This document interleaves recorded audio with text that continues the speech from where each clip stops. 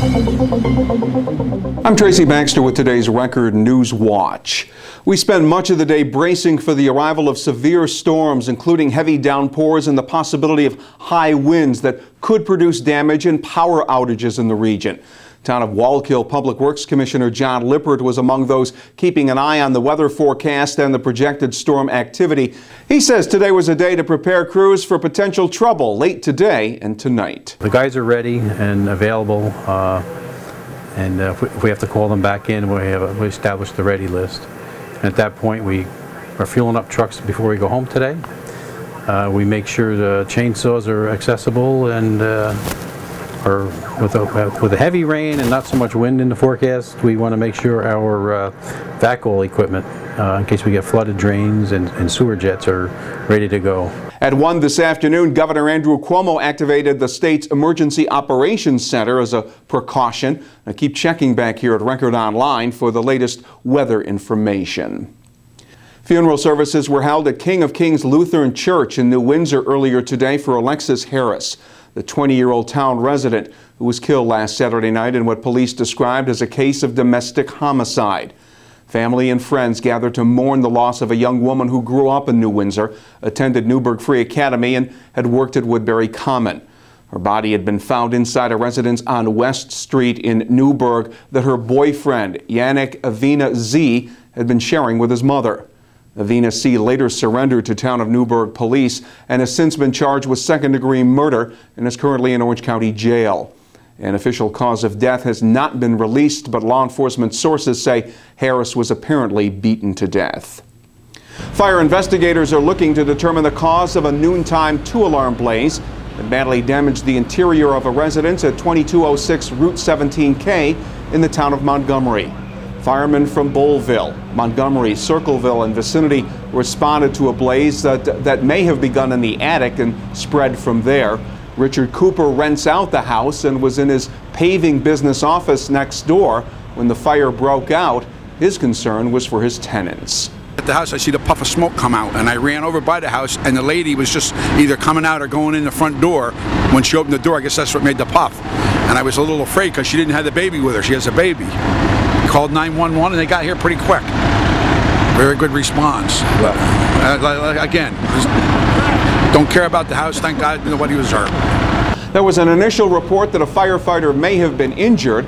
Officials will be looking for the possible cause as well as the fire's point of origin.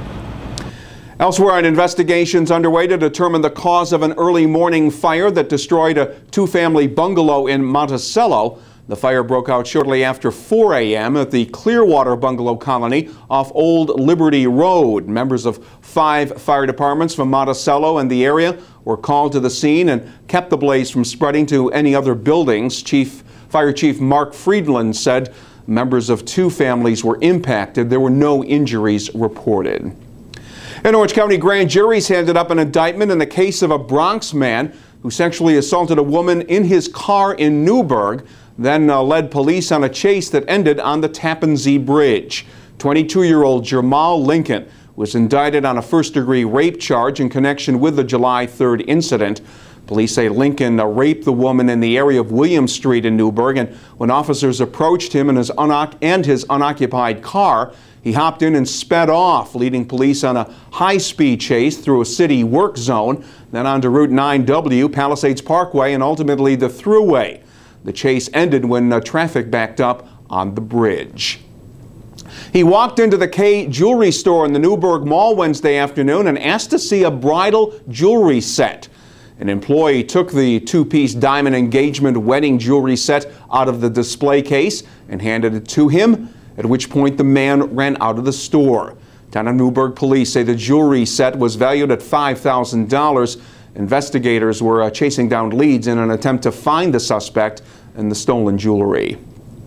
Could be an offer some Ulster County employees may choose not to refuse. County Executive Michael Hine is floating a plan that offers buyouts to 232 eligible county workers who were hired prior to 1994 as a way to reduce the county's workforce and reduce payroll and benefits expenses. As part of the proposed separation agreement, workers would get a one-time payment of $12,500. Past buyouts have seen a 10% participation rate. The proposal will need the approval of the Ulster County Legislature. And here was the scenario. A new virus has started to infect human beings. Those exposed have become incapable of rational thought. They're turned into aggressive attackers whose bites turn their victims into zombies. Several infected individuals are loose, and they need to be secured so they can be treated. Well, that was what was happening earlier today at Circleville Middle School during an exercise called Trauma Day, an exciting end to the 4-week-long medical academy, one of the many summer educational programs offered at Pine Bush High School. This was Trauma Management Day, and the zombie apocalypse medical drill included a heavy dose of hands-on learning of emergency techniques, with students mixing learning in with some fun, as Academy students were instructed on proper care and triage procedures that are followed in a real emergency. The Pine Bush School District conducts the Summer Academy program to give their students the opportunity to learn more about a variety of possible career paths. We will remain under the threat of more thunderstorms over the next 48 hours. Friday will be partly sunny and humid, with a chance of more thunderstorm activity late in the day tomorrow. The highs will be in the mid to upper 80s. Saturday will be partly sunny with a passing thunderstorm or two. The highs will be up around 85 degrees. Keep checking back here at Record Online for the latest storm information, as well as breaking news, and read all the stories and features important to you in tomorrow's edition of the Times Herald Record. For Record Newswatch, I'm Tracy Baxter.